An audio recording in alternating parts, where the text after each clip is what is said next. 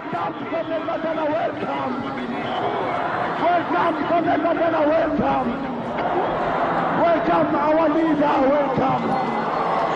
Welcome, our leader. Usted es Nelson Mandela, uno de los hombres más admirados de la Tierra, uno de los más aclamados, y por lo que parece el hombre más famoso del planeta. Me gustaría poder meteros a todos en un bolsillo y llevaros conmigo a Sudáfrica. Para la juventud del mundo, usted encarna la victoria deslumbrante y gozosa de la justicia sobre la fuerza, de la esperanza sobre la resignación, de la vida sobre la servidumbre. Es probable que ningún dirigente haya encumbrado tanto como usted esos valores. Nunca. Nunca. Nunca jamás. ¿Quién ha vivido en sus carnes, como usted, el significado de la palabra opresión? En Sudáfrica, esta era el fundamento de un sistema político racista, el apartheid. Un régimen que llevó a su paroxismo la ideología de los colonos ingleses y neerlandeses, los afrikaners. Pese a ser minoritarios, durante 300 años pusieron al hombre blanco por encima de todos los demás. Negros, indios y mestizos. Usted y sus allegados fueron quienes los derrocaron. Una victoria que le costó 27 años de cárcel. Cuando fue liberado, en febrero de 1990, el mundo entero se alegró. Pasó de ser un nombre a tener un rostro. Pero ¿quién es realmente Nelson Mandela?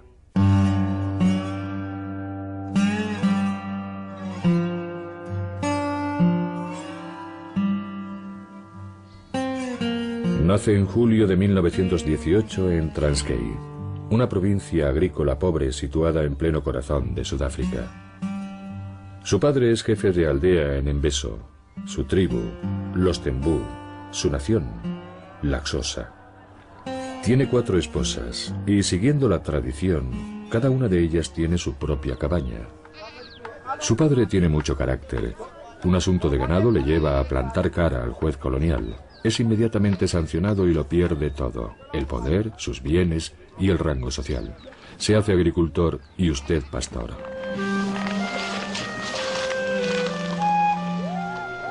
Pero le queda lo esencial: la inocencia del niño y los días pasados jugando en las rocas de la aldea de Kunu, ayer como hoy.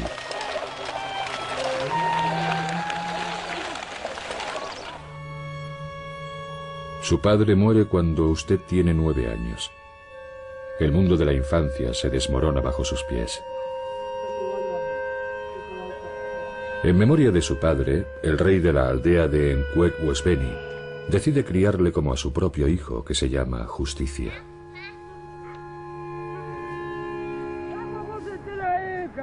Poco a poco, su vida cambia por completo. Es educado siguiendo la cultura real y preparado para dirigir un día al pueblo. En esa tradición, la búsqueda del consenso representa el arte político por excelencia. Usted no lo olvidará nunca. Bueno, lo primero que hay que entender de Mandela es que era un aristócrata. Mucha gente no lo sigue porque sea del Congreso Nacional Africano, sino porque también es un jefe. Eso tiene una gran importancia. En enero de 1934 tiene 16 años. Es la edad de hacerse un hombre, la edad de la circuncisión. El rey manda organizar la ceremonia, cuyo ritual es inmutable.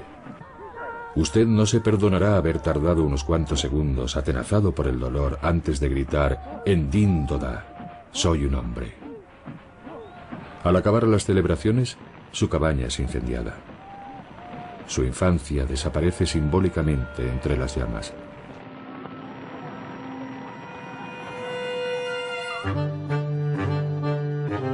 Primera fotografía. Tiene 20 años. Su mirada es seria, el porte altivo, los rasgos resueltos. El rey le regala un traje de 3 piezas, pues le manda a la provincia del Cabo, a la Universidad de Fort Hare, la única de África que admite a los negros y se matricula en Derecho. Aquí es donde se forma la élite negra. Todos sueñan con un mundo mejor. Hablan de política, pero sobre todo sienten que pertenecen a una comunidad más amplia que su clan o su etnia, la de los no blancos. Un día se enfrenta acaloradamente a la administración como representante de los alumnos a propósito de la calidad de la comida. Sanción instantánea. Es expulsado. ¿Qué futuro le queda? El rey está furioso. Le elige una prometida y le ordena que vuelva a la aldea. Su respuesta es inimaginable, impensable. Se niega a hacerlo. Acompañado por Justicia, el hijo del rey, roba ganado para costearse unos billetes de tren y se encuentra viajando rumbo a lo desconocido, la libertad, el vasto mundo, Johannesburgo. Esta decisión cambiará el curso de la historia. Para sobrevivir, encuentra un trabajillo de vigilante en una mina de oro. Allí descubre la injusticia, la discriminación, la explotación, los sueldos de miseria. Sin embargo, su país es muy rico. Su subsuelo está repleto de carbón, oro y diamantes. Pero solo los blancos, un 20% de la población, se benefician de ello. Al principio de la guerra, muchos han estado a punto de apoyar a Hitler.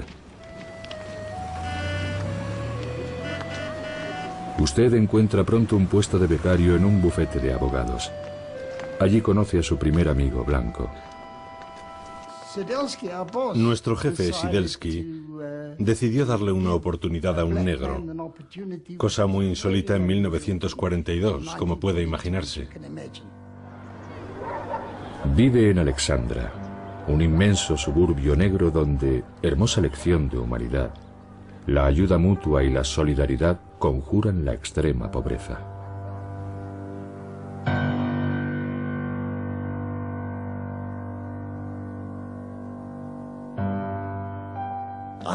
Creo que se guardaba sus opiniones políticas, pero sigo pensando que el hombre que más le influyó fue Walter Sisulu. Nuestro jefe Sidelsky solía decirle siempre: Nelson, no te juntes demasiado con Walter Sisulu o acabarás entre rejas un día de estos. Su mentor político, Walter Sisulu, milita en la CNA, el Congreso Nacional Africano, el mayor partido de defensa de los negros, creado en 1912. ¿Quién sabe qué hubiera sido de usted sin él?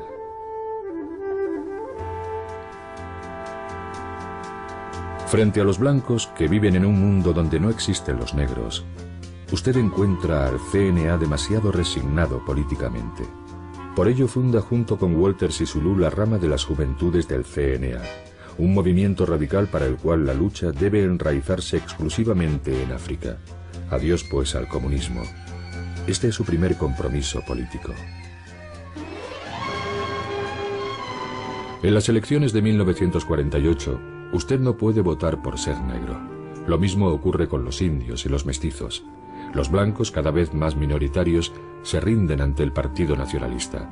Su programa, el retorno a la época de los pioneros, los afrikaners, un mundo regido por la tradición y la religión, donde el negro es un ser inferior. Frente a ese régimen, usted rompe el aislamiento en el que se complace el movimiento de las juventudes del CNA e impulsa una campaña de protesta nacional abierta a todos los opositores. Es un hecho sin precedentes.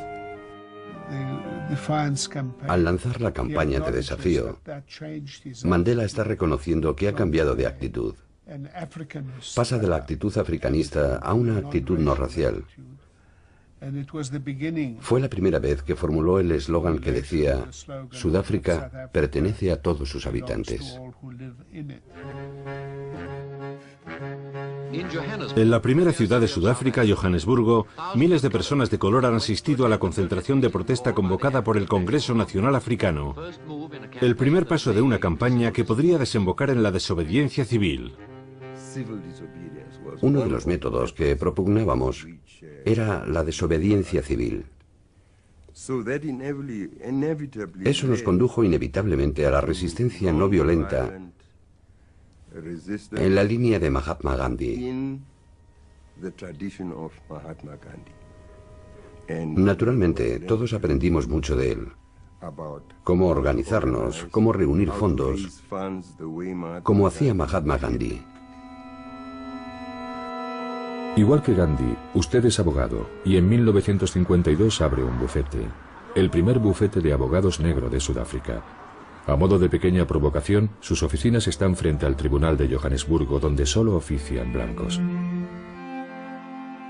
Es usted un abogado célebre, pero ya no le está permitido sentarse donde le apetezca en los lugares públicos. Una nueva legislación divide a la sociedad en supuestas razas y les está prohibido mezclarse.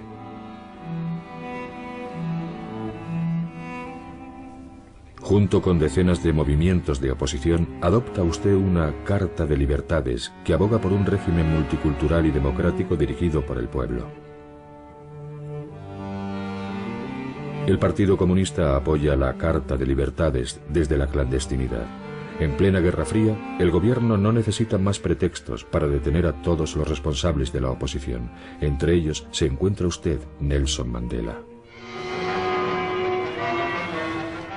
El Drill Hall de Johannesburgo ha atraído a una muchedumbre para la apertura del juicio colectivo por traición a Sudáfrica. Los 152 imputados, africanos, indios, negros del Cabo y europeos, han sido acusados de conspirar para derrocar al gobierno.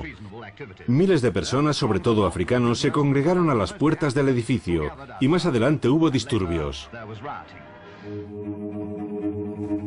El proceso se eterniza durante varios años. A falta de pruebas, todos los imputados son absueltos. Un cineasta amateur captura su alegría al ser anunciado el veredicto.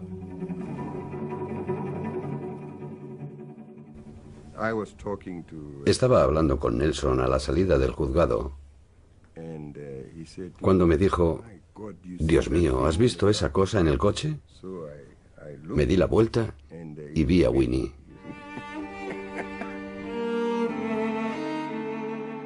Su nueva esposa, Winnie, una joven trabajadora social, se convertirá con el paso de los años en icono del CNA y en la encarnación del sufrimiento de un pueblo. Su apodo, la Madre de la Nación.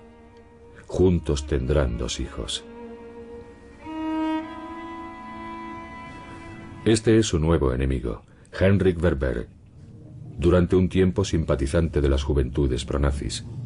En 1958 gana las elecciones y asume con cinismo el apartheid, el nuevo nombre del racismo de Estado. Nuestra política lleva un nombre afrikáans, apartheid. Y me temo que ha sido malinterpretada tan a menudo que igual sería más sencillo y oportuno describirla como una política de buena vecindad. Aceptar que hay diferencias entre las personas.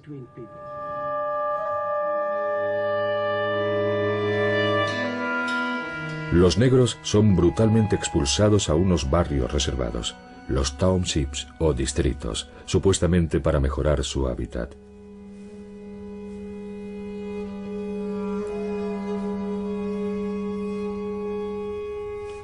Todos los negros deben llevar un salvoconducto que justifique que están autorizados a estar donde están. La violencia está en todas partes. El drama era inevitable. Lleva un nombre: Sharpeville.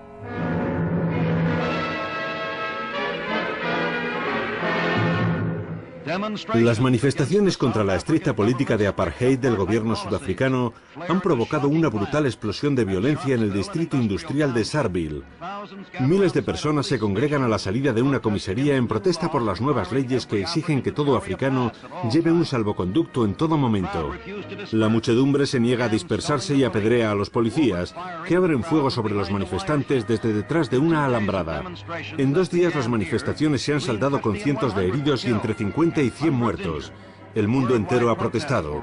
Las condiciones que condujeron a la tragedia de Sharpeville permanecen inmutables. En unas pocas semanas, la historia se acelera. Su partido, el CNA, es prohibido. se declara un estado de emergencia. Cada vez más voces se elevan en Inglaterra contra el apartheid. Sudáfrica abandona la Commonwealth y proclama su independencia. Ahora se encuentra usted solo frente a los fascistas. No le está permitido esperar más. Es cuando decide entrar en la clandestinidad. Un periodista inglés logra localizarlo a pesar de ello. Es su primera entrevista. Los africanos necesitan y anhelan una libertad basada en el principio, un hombre, un voto. Quieren la independencia política. Hemos dejado muy claro en nuestro programa que Sudáfrica es un país de muchas razas. Todas las razas caben en este país. Y si el gobierno del Dr. Verveer no accede pronto a concederles lo que piden, ¿puede estallar la violencia? Pese a haber declarado de forma inequívoca que esta campaña será llevada de forma pacífica y no violenta, esto cerraría el capítulo en cuanto a nuestros métodos de lucha política. Cuando dijo que el capítulo estaba cerrado, claramente se refería a tomar las armas. Mandela era muy meticuloso, así que hacíamos ensayos.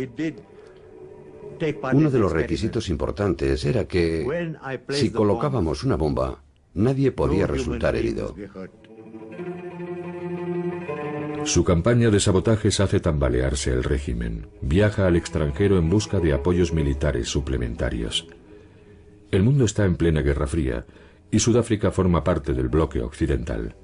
Los países socialistas le apoyan a usted, la Unión Soviética, Argelia, China, Tanzania, Cuba. Empiezan a aparecer campos de entrenamiento clandestinos por toda África. No tardan en congregar a miles de voluntarios.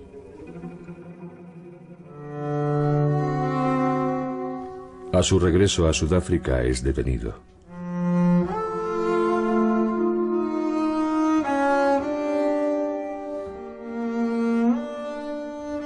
Acusado de salir ilegalmente del territorio y de instigar una huelga, se persona en el tribunal con el atuendo tradicional Xhosa. Decidió defenderse a sí mismo. Se presentó en el juzgado con un atuendo tradicional y pronunció un discurso que se hizo famoso. ¿Cómo puede ser que yo, un hombre negro, tenga que comparecer delante de un hombre blanco? El fiscal es blanco, el ordenanza es blanco, algo raro pasa aquí. Lo recuerdo de pie en el juzgado, cuando lo condenaron a 5 años de cárcel, en 1962. Estábamos todos consternados, pero yo me dije, 5 años no son tanto tiempo. Saldrá antes de 5 años. Y la lucha podrá continuar.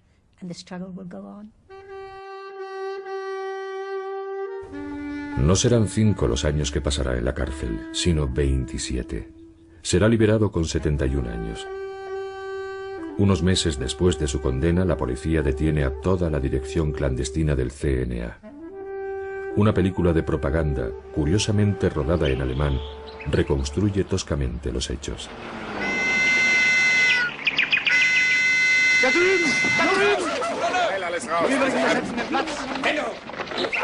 Numerosos documentos hallados durante la investigación le incriminan. Con sus camaradas del CNA es acusado de intento de golpe de Estado.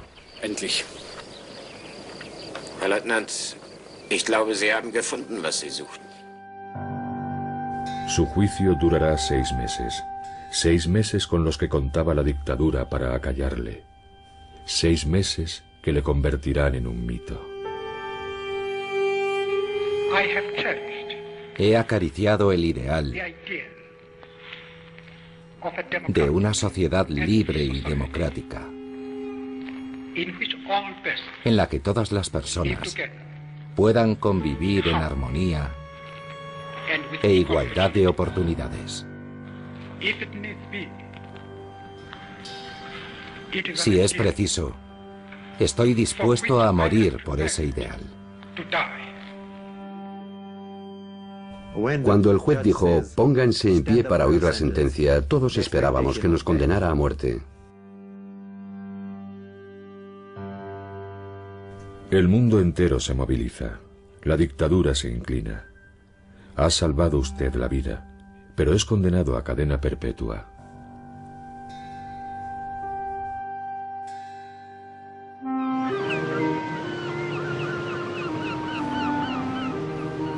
Es deportado junto con 6 camaradas del CNA a Robben Island, una cárcel rodeada de tiburones en la bahía del Cabo.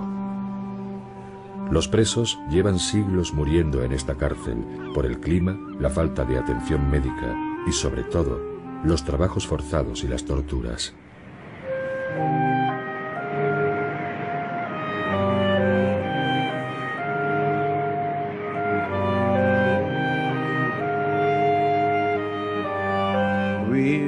Nos condenaron a trabajos forzados.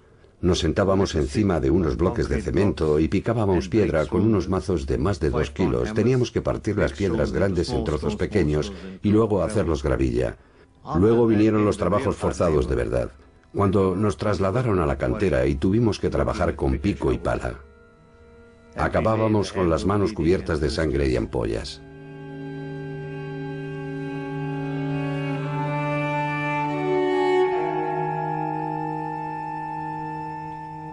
Los carceleros habían llamado a Mandela y le dijeron: mira, estamos dispuestos a eximirte de los trabajos forzados. Te haremos comidas especiales y te daremos ropa especial. Y él contestó: no, no quiero ningún trato especial. Soy un preso como los demás.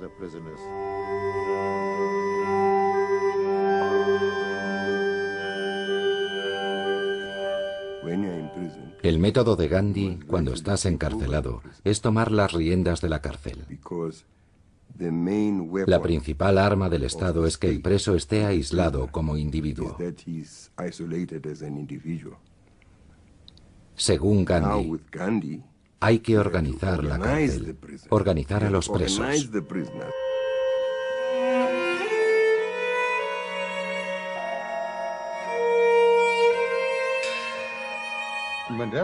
Mandela me convenció de hacer como él y aprender Afrikaans, el idioma de nuestros opresores. Usó un argumento interesante. Yo era un joven exaltado y le dije: no, jamás, jamás lo haré. A lo que me contestó: Mac, ¿estarás de acuerdo con que estamos en guerra? Dije que sí, y él dijo: pues bien, nosotros somos los generales de nuestro bando, pero para ganar la guerra tenemos que comprender cómo piensan los generales del otro bando.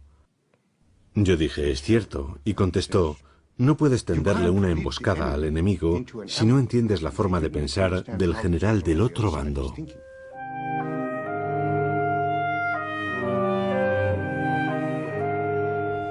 Como dijo él, tenemos que convertir este lugar de castigo en un lugar de aprendizaje. Y eso mismo hicimos. Convertimos Robben Island en una universidad. Ya lleva 13 años encarcelado sin esperanzas de ser liberado. En el continente, al apartheid se suman los problemas sociales cada vez más acuciantes. Aparecen numerosos movimientos de lucha armada. La violencia invade la vida cotidiana. Diezmados, el CNA y el Partido Comunista abogan por la calma. Pero los jóvenes de los distritos no tienen nada que perder. La situación estalla en los suburbios de Johannesburgo, en Soweto.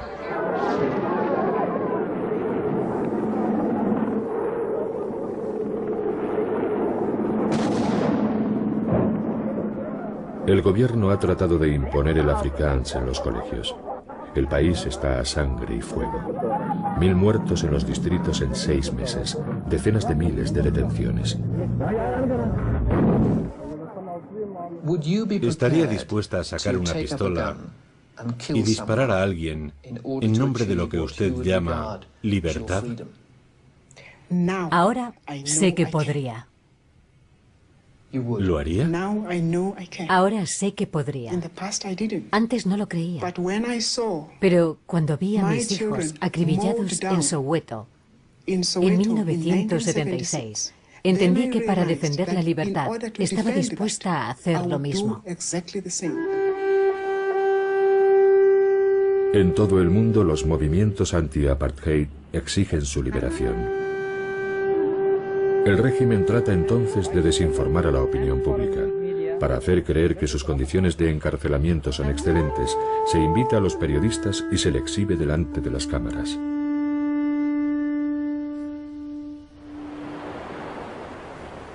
En 1982, tras pasar 18 años en Robben Island, es trasladado a la cárcel de Portsmouth, en los suburbios del Cabo. Sus condiciones de encarcelamiento mejoran. Sus parientes y allegados lo tienen más fácil para visitarle. En el extranjero se multiplican las manifestaciones contra Sudáfrica dirigida con mano de hierro por Peter Willem Botha desde 1978. El mundo entero sigue exigiendo su liberación. Empieza el boicot económico a su país. El régimen se queda sin opciones. Estoy dispuesto a liberar al señor Mandela, siempre y cuando renuncie a la violencia como medio para alcanzar objetivos políticos. Por primera vez en 21 años, los sudafricanos pueden oír uno de sus mensajes. Su hija lee en público su carta de rechazo al presidente Botha. Mi padre dice: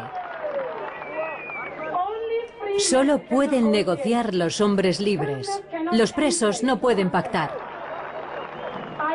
No puedo, ni voy a comprometerme a nada, mientras ni yo, ni vosotros, el pueblo, seamos libres. Vuestra libertad y la mía son inseparables.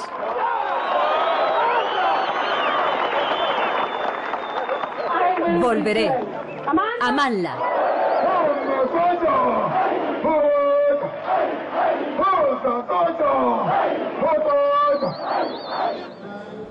En octubre de 1986, en secreto, empiezan por fin las negociaciones. Tras 23 años de cárcel, usted se siente en una posición de fuerza y rehúsa abandonar la lucha armada. Cuando habló de la lucha armada, y ese era el punto crucial de nuestro primer encuentro, dijo muy claramente: no nos impongamos condiciones absolutas de antemano, ni usted a nosotros ni nosotros a ustedes, porque de lo contrario nunca empezaremos a hablar. El gobierno acepta sus condiciones. Neil Barnard se reunirá con usted 46 veces antes de su liberación. 46 veces para cerciorarse de que ya no es el militante extremista de los años 50. 46 veces para negociar la transición democrática.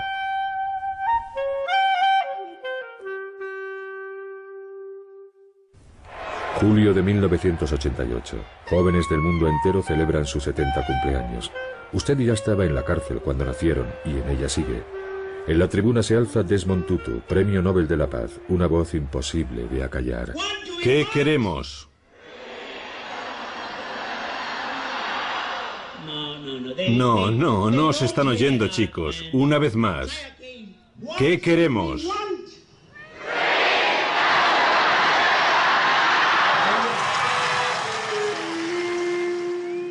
Las autoridades le han trasladado a un centro penitenciario perdido en el campo, lejos de la mirada indiscreta de los periodistas. Las negociaciones se intensifican. El 5 de julio de 1989 es recibido en secreto por el presidente de la República.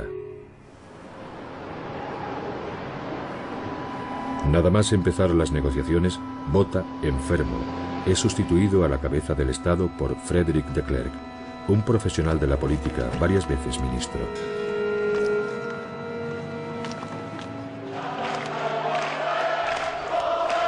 Primera señal de cambio. Decenas de miles de personas son autorizadas a manifestarse en el Cabo. Es una novedad.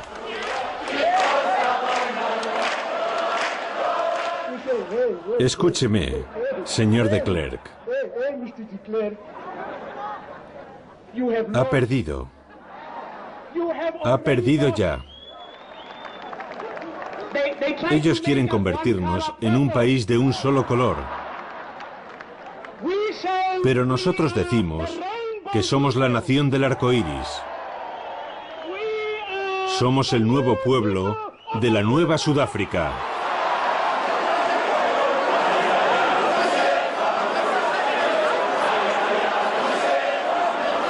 Unas semanas más tarde, con su consentimiento, sus principales compañeros de lucha son liberados tras 26 años de encarcelamiento.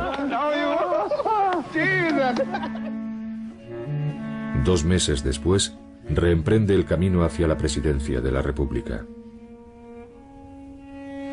Allí le espera el presidente de Klerk. Aquel encuentro transcurrió sin que llegáramos a hablar de nada importante. Nos limitamos a tantearnos.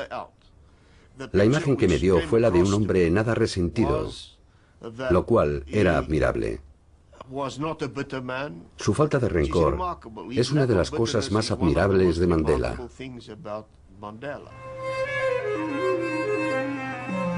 Regresa a su cárcel dorada sin haber cedido en un punto capital. No avanzarán las negociaciones sin un desmantelamiento total del apartheid. Pragmático, de Klerk tendrá la habilidad de participar en el curso de la historia.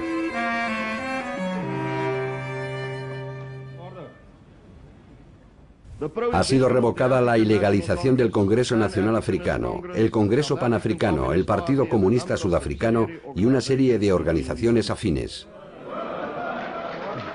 ¡Orden! ¡Orden! Todos aquellos que están cumpliendo penas de cárcel solo por ser miembros de alguna de estas organizaciones o por haber cometido algún delito que solo constituía un delito por la ilegalización de algunas de estas organizaciones serán identificados y liberados.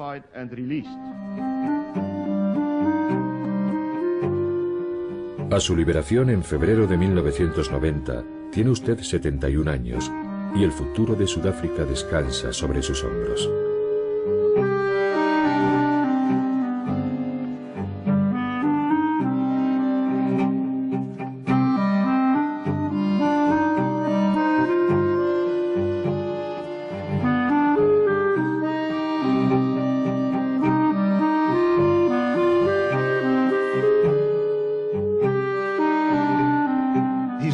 Su liberación fue un inmenso catalizador de las esperanzas que habían surgido por todo el mundo,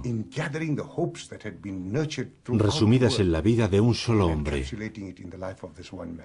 Mandela tenía que estar a la altura o fracasar. Tuvimos suerte, estuvo a la altura. Y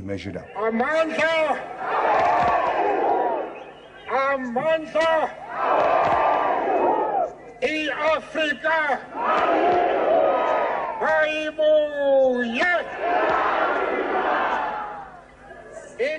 Creemos que el futuro de nuestro país solo puede ser determinado por un cuerpo democráticamente electo sobre bases no racistas. El propio de Klerk es un hombre íntegro. Mandela dijo que de Klerk era un hombre íntegro. Aún hoy me meto con él por eso. Le digo, ¿cómo puedes decir eso? Es nuestro maldito enemigo, es un racista.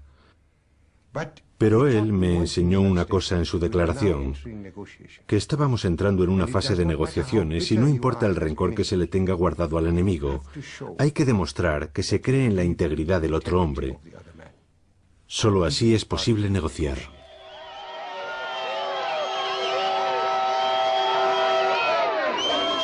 Dos días después, cientos de miles de habitantes de Soweto, su suburbio de Johannesburgo, festejan su regreso.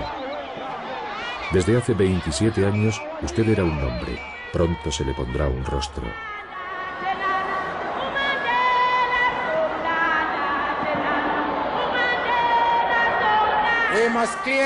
Tenemos que demostrar sin ambajes nuestra buena voluntad a nuestros compatriotas blancos y convencerlos con nuestra conducta y nuestros argumentos de que una Sudáfrica sin apartheid será un hogar mejor para todos. El CNA proseguirá la lucha armada contra el gobierno mientras continúe la violencia del apartheid.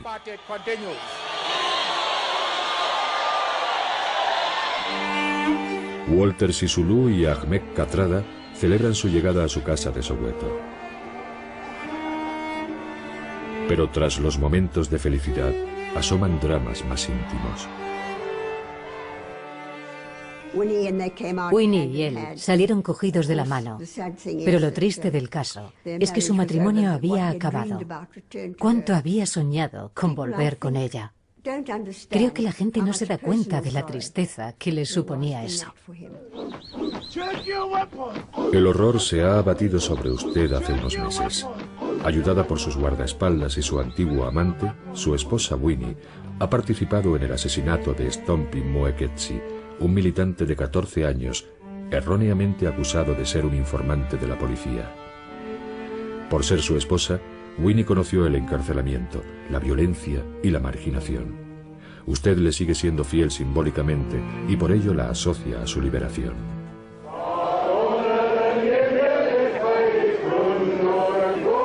Cristaliza el odio de la extrema derecha, que no oculta su fascinación por los nazis. Paralelamente, en el país estalla una violencia reprimida durante demasiado tiempo, como si su liberación justificara todos los excesos. Se está gestando una guerra civil. Usted solo cuenta con sus palabras para detenerla.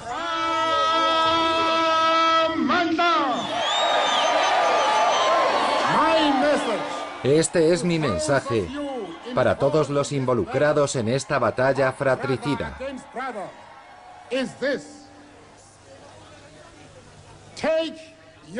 Coged vuestras pistolas, cuchillos y machetes y tiradlos al mar.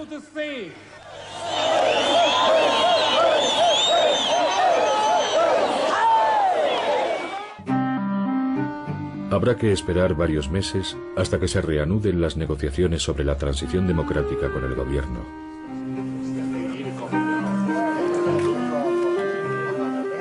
Todo se podía debatir.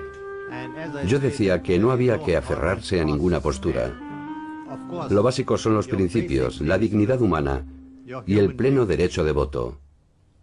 Eso es lo básico. No se puede negociar con eso. Otras cosas sí son negociables.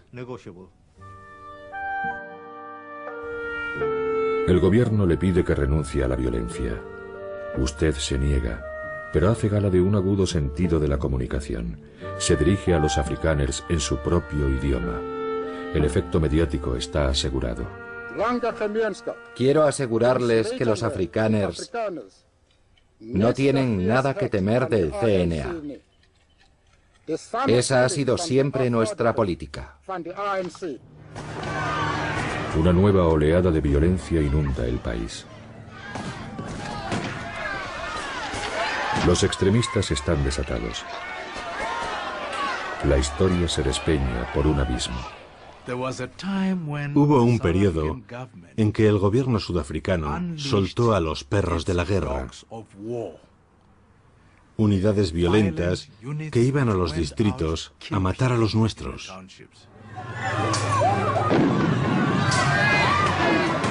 Los partidarios de la fuerza esperan que usted reaccione ante la violencia con más violencia. Era un pretexto para mantener el apartheid. No entendemos que deba morir tanta gente cuando el gobierno tiene un ejército y un cuerpo de policía fuertes, eficientes y bien equipados. Somos muy críticos con la forma en que el gobierno está lidiando con la violencia. Su negativa a ceder a la violencia impresiona y consolida a sus aliados en el mundo entero, donde se le acoge como un jefe de Estado. Se saluda su valentía y se le convierte en un icono. Se reanudan las negociaciones. Usted es más fuerte que nunca y las emprende sin haber renunciado formalmente a la violencia. El presidente de Klerk considera su postura inaceptable. Tendremos un partido que sujeta una pluma con una mano, pero reivindica su derecho a llevar un arma en la otra mano. Básicamente, eso no puede conducirnos a un proceso verdaderamente pacífico, realmente negociado.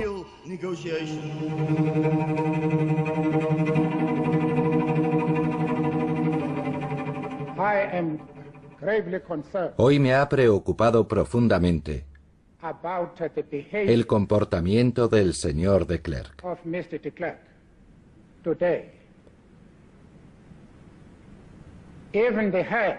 Hasta un régimen tan ilegítimo, desacreditado y minoritario como es el suyo, tiene que defender ciertos estándares morales.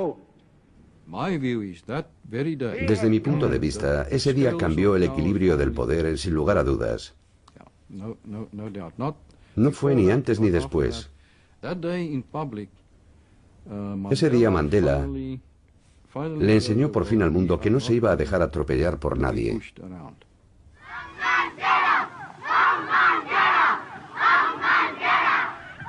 La historia se tambalea. La extrema derecha asusta cada vez más y amenaza con sabotear la transición democrática. De Klerk juega el todo por el todo y organiza un referéndum sobre la prolongación de las negociaciones con el CNA. Es la última vez que solo tienen derecho de voto los blancos. El sí se impone con el 68% de los sufragios. Damas y caballeros, el día de hoy permanecerá en nuestros anales como una de las inflexiones más fundamentales de la historia de Sudáfrica. Hoy hemos cerrado el libro sobre el apartheid.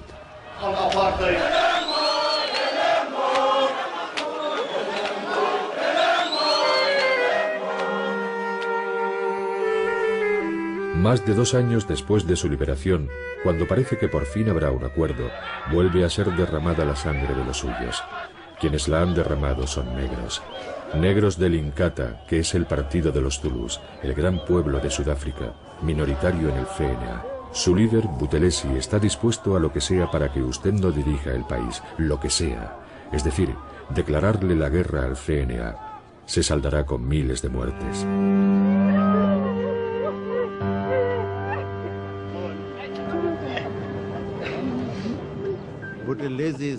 El Inkatha de Buthelezi trabajaba con el gobierno del apartheid. Tenían gente entrenada por el gobierno sudafricano para fomentar la violencia, así que había muchas tensiones.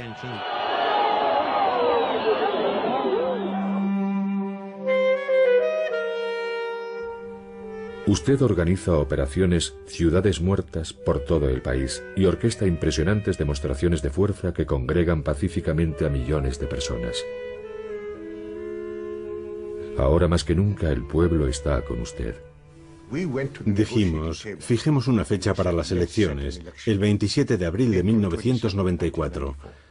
Y la gente dijo, pero si ni siquiera nos hemos puesto de acuerdo. Dijimos, si no lo hacemos habrá una explosión en el país.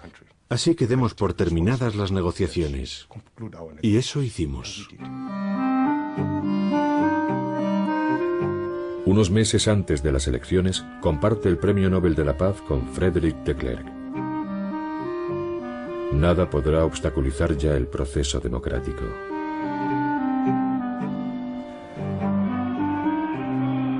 Usted tiene 76 años, pero emprende su primera campaña electoral como un muchacho.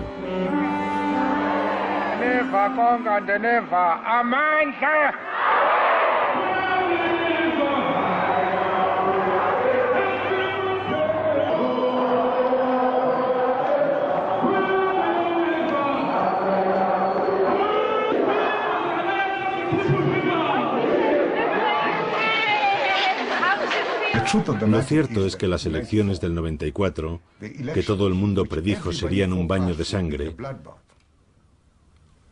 fueron el acontecimiento más pacífico jamás ocurrido en nuestro país.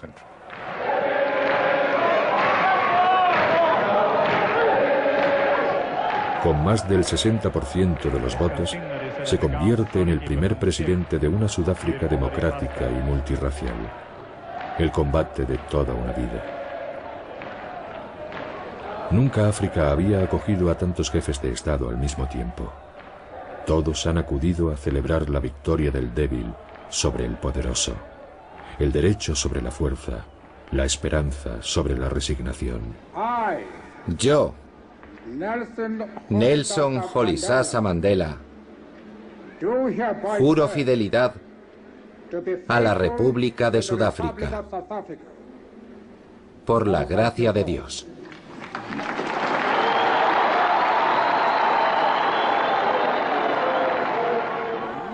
Nunca, nunca, nunca jamás volverá a vivir este hermoso país la opresión del hombre por el hombre.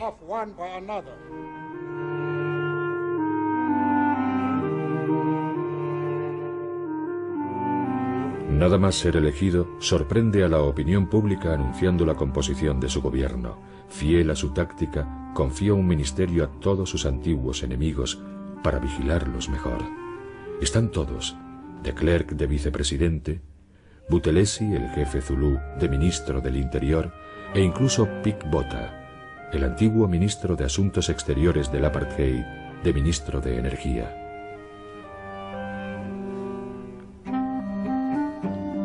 Su presidencia tenía que ser peculiar. El mundo entero viene a visitarle. Posar a su lado es un honor, al igual que abrazarlo en señal de supuesta proximidad. Pero el no va más es tenerle de guía en Robben Island. Usted se presta amablemente a todos estos juegos mediáticos, consciente de encarnar a una nueva Sudáfrica en paz consigo misma. Poco después de acceder a la presidencia, Nelson Mandela empezó a llevar unas camisas horteras y chillonas, que ahora llaman camisas Mandela. Yo le dije una vez que tenía un gusto espantoso. ¿Y saben lo que me contestó? Se rió y me dijo: muy gracioso, viniendo de un hombre que lleva vestidos en público. Como todos los grandes tácticos, nunca hace lo que se espera de usted. Johannesburgo, 1995, final del Mundial de Rugby, Sudáfrica-Nueva Zelanda. Es una decisión que tomó conscientemente. Les voy a enseñar. Me voy a poner este jersey. A pesar de ser negro y de que el rugby sea un deporte del apartheid, lo voy a apoyar. Y creo que esto cambió mucho la impresión que tenía la gente sobre él.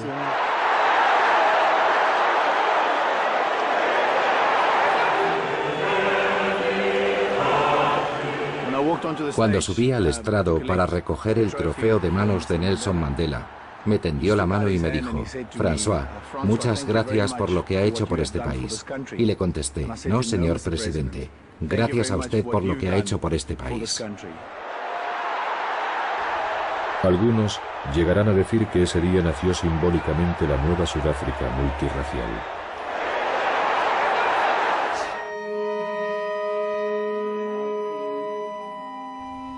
Su deseo de reconciliación va más allá de los límites habituales de la justicia. En 1996 instaura la Comisión Verdad y Reconciliación, que deja en manos de Desmond Tutu. Durante 2 años, miles de víctimas hablarán a sus verdugos. Algunas les perdonarán, ahorrando a los criminales decenas de años de cárcel. En el método del helicóptero, te ponen un palo detrás de las rodillas y te cuelgan boca abajo. Cuando te hacen esto, te ahogas.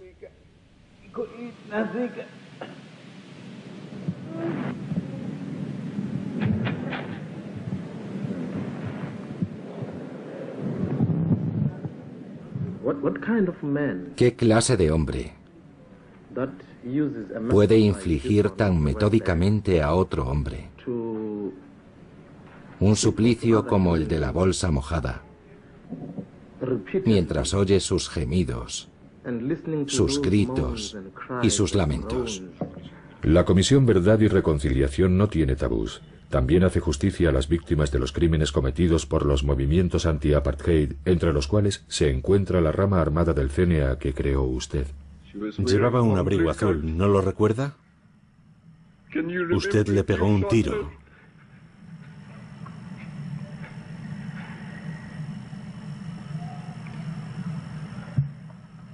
Me gustaría que todos y cada uno de ustedes me miraran a la cara y me dijeran que sienten lo que han hecho.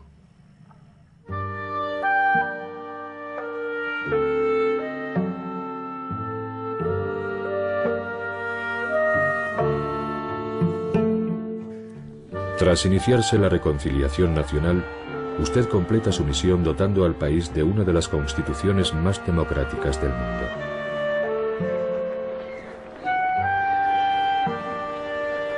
Ha llegado por fin el momento de que se ocupe de su propia felicidad personal. celebra su 80 cumpleaños rodeado de niños, como para compensar todos esos años perdidos en la cárcel, en los cuales no pudo ver a los suyos. Es un día excepcional. Feliz y sereno, se casa con Graça Machel, viuda del antiguo presidente mozambiqueño.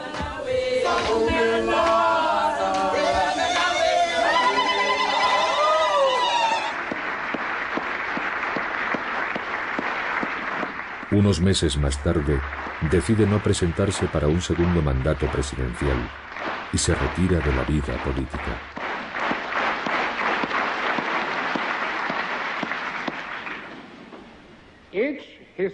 Todo periodo histórico define una serie de retos específicos en cuanto a progreso nacional y liderazgo, pues ningún hombre es una isla.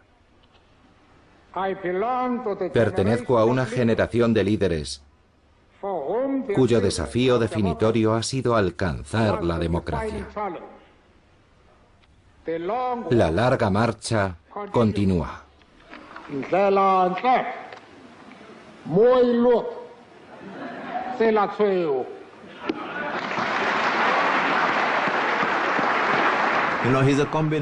Mandela es una combinación de varias cosas, ¿sabe? Es un campesino, es un aristócrata, un demócrata. No se le puede etiquetar. Es una combinación de varias cosas, pero siempre insiste en una cosa: no soy ningún santo. Mandela, Mandela, Mandela.